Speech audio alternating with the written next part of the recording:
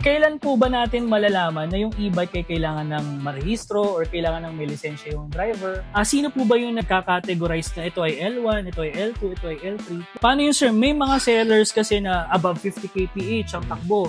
Mukhang motor na, pero ang sinasabi nila is L1 lang yun. Pwede po ba silang ma-penalize doon? Ano bang kahalagahan, sir, ng nalalaman natin kung ano yung category ng e-bikes na? Ano po yung ma-advise nyo sa mga e-bike users or electric motorcycle users pag sila ay nagda-drive sa daan?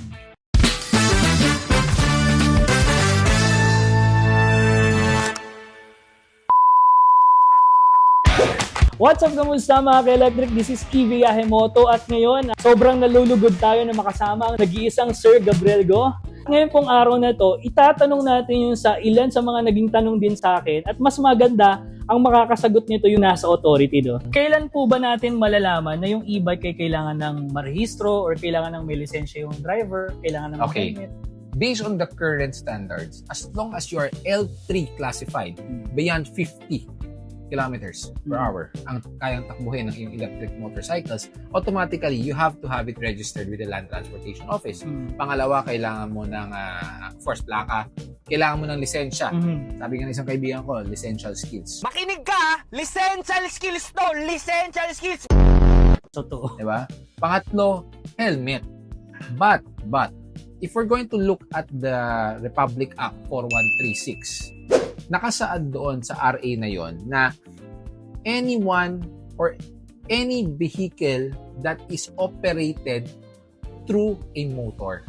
Motorized, di ba? So once we say motorized, wala namang sinabi doon sa batas kung ito ba ay de gasolina, de diesel man. Like itong ginagamit ko ngayon, motorized pero electric motor. Di ba? So if that's the case, dapat po yan lahat rehistrado. Lahat po yan dapat may lisensya. Lahat yan dapat merong safety equipments. Pero then again, babalik ako sa sinabi ko kanina, no? Whether it's an L3 classification or not, if we think that safety is, kumbaga, it's a concern, I would suggest gamitin na natin ang mga safety equipment such as helmet, proper footwear, at yung lisensya naman po, it does not limit you dahil kasi magmumotor ako eh. Remember, a license is also a basis wherein naiintindihan mo ang batas. Aside from the batas, syempre, kung may lisensya ka, alam mo ang basic safety, safety precautionaries natin. Paano, sir, sa gantong e-bike? Sino po ba yung nagka-categorize na ito ay L1, ito ay L2, ito ay L3? Well, it will be based on the manufacturing standards and specifications which will be submitted, of course. Once na pumasok yan sa ating bansa, the Bureau of Customs will take care of its documentation. Then afterwards, syempre, LTO, the Land Transportation Office, ang merong authority to classify certain vehicles or motorcycles if ano ba talaga ang classification niya. L1, L2, L3, or whatsoever. Paano yun, sir? May mga sellers kasi na above 50 kph ang takbo. Mukhang motor na, pero ang sinasabi nila is L1 lang yun. Pwede po ba silang ma-penalize doon? Well, that's something that we also have to look into. Yung unification and standardization natin ng mga electric motorcycles or light electric vehicles na dapat hindi yun i-base na lang sa ako nagparating ako ganito, sasabihin ko L1 lang to, di ba? We have to standardize it na to the point na iisa lang lahat. Kung ito ay classified L3 to lahat. Whether anong brand pa yan or sino man nagparating yan. So there should be a unification of kung ano dapat ang specs na sinusunod natin. Ano bang kahalagahan, sir, ng nalalaman natin kung ano yung category ng e-bikes natin? Well, unang-una kasi, there was a guideline that was published few years ago as regard to yung mga light electric vehicles in relation to the EVIDA law.